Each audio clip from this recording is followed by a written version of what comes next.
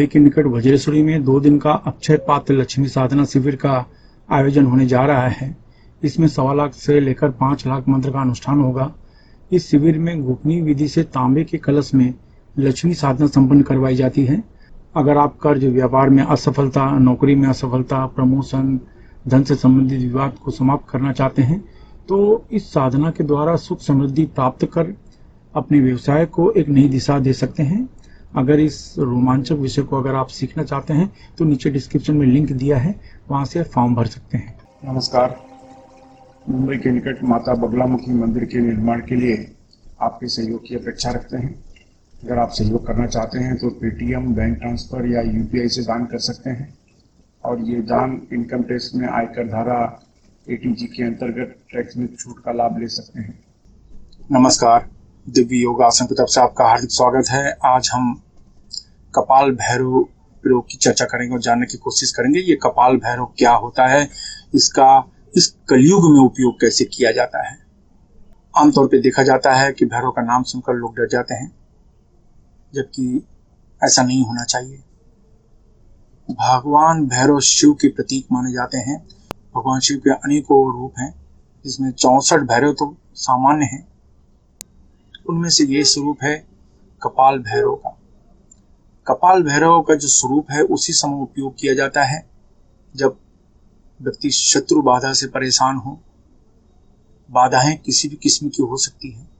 बाधाएं रोग के रूप में अगर आपको आती हैं, शत्रु के रूप में आती हैं, धन के रूप में आती हैं, रिश्तेदारों में अनबन हो रही है उसके रूप में आती हैं, पारिवारिक जीवन में बाधा आ रही है उसमें होती है, विवाहित जीवन में बाधा आती है। जहां भी बाधा और विघ्न शब्द आते हैं वहां पर कपाल भैरव का उपयोग किया जाता है।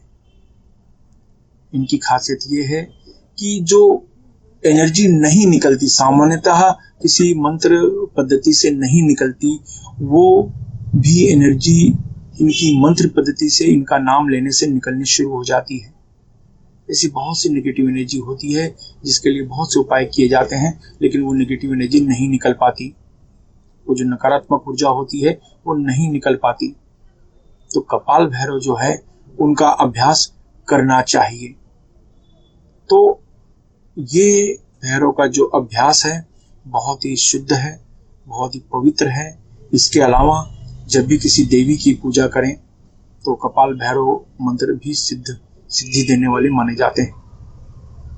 यानी किसी भी देवी की पूजा आप कर रहे हैं तो कपाल भैरव मंत्र का जाप एक माला करें, फिर देवी के मंत्र का जाप करें। कहने का अर्थ यह है कि आपको शत्रु बेहिसाब परेशान कर रहा है, आपको शत्रु बेहिसाब परेशान कर रहा है, आपके पास बचने का कोई उपाय नहीं है, क्योंकि वो साम दाम दंड भेद का उपाय कर रहा है आपके ऊपर।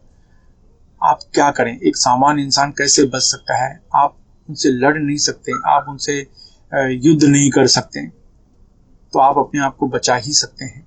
तो ये जो पद्धति है, ये पद्धति कपाल भैरव मंत्र का जाप करने से जहां पर आप उनको अपने आप से बचाते हैं, वहीं पर एक बहुत ज्यादा प्रभाव सामने वाले के मन मस्तिष्क पर भी जाता है, और मन मस्तिष्क पर सामने वाले के ऊपर प्रभाव पड़ने की वजह से उसके मन में आपके प्रति जो समस्या निर्माण करने की भावना होती है वो धीरे धीरे कम होनी शुरू हो जाती है।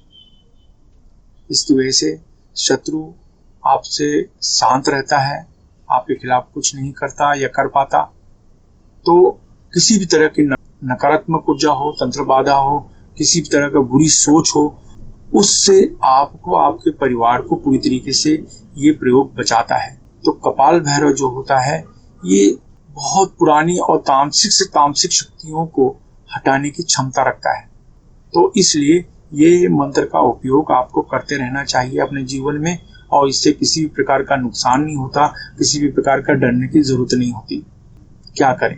ढीले ढाले वस्त्र पहनकर किसी भी शांत कमरे में बैठ जाओ। जमीन पर नहीं बैठ सकते तो किसी कुर्सी पर या सोफे पर शांत होकर बैठ जाओ। दोनों आंखों के बीच में यहाँ ध्यान देते हुए इस जगह पर पिंच करो, 10 बार प्राणायाम करो, होल्ड करो, जितनी देर तक हो सके रोक के रखो, फिर धीरे से छोड़ो। इस तरीके से 10 बार सामान्य प्राणायाम करें। प्राणायाम करने के बाद कपाल भैरव मंत्र ओम भ्रम कपालेश्वर कपाल भैरवाय हुम फट। ओम भ्रम कपालेश्वर कपाल भैरवाय हुम फट। ओम भ्रम कपालेश्वर कपाल भैरवाय हुम फट। ये विशिष्ट तरीके का मंत्र है, इसको उपांशु जाप में करना चाहिए। इसके लिए दो ही ऑप्शन है, उपांशु जाप या वाचिक जाप, यानी जोर से बोलकर भी जाप कर सकते हैं, उपांशु जाप में भी कर सकते हैं, यानी धीमी आवाज में भी मंत्र का जाप कर सकते हैं। ये मंत्र को मानसिक जप नहीं किया जाता, यानी मन में इस मंत्र का जाप नहीं किया जा सकता। तो ये अगर आप करते हैं, आपको 11 माला से 21 माला, 11 दिन से 21 दिन का संकल्प आपको करना होगा, यानी 11 दिन 11 माला, 21 दिन 21 माला, जैसी आपकी क्षमता हो। तो इस हिसाब से इस मंत्र का आप जाप करें। तो आप 11 माला अपने मंत्र का जाप किया, 11 दिन तक, 12वें दिन किसी को फल या भोजन का दान कर दिया। 21 माला इस मंत्र का जाप किया, 21 दिन के बाद 22वें दिन किसी को फल या भोजन का दान कर दें। दान में पैसे दान न करें, वाणी कन्या को भोजन करा देंगे तो चलेगा। पैसे दान करना है तो मंदिर की दान पेटी में आप दान करें, ये बहुत शुभ होगा। ये करने के बाद कुछ ही समय में आप महसूस करेंगे कि आपको लाभ मिल रहा है, लेकिन इसमें कुछ नियम होते हैं, तो आइए जानते हैं इनके नियम को।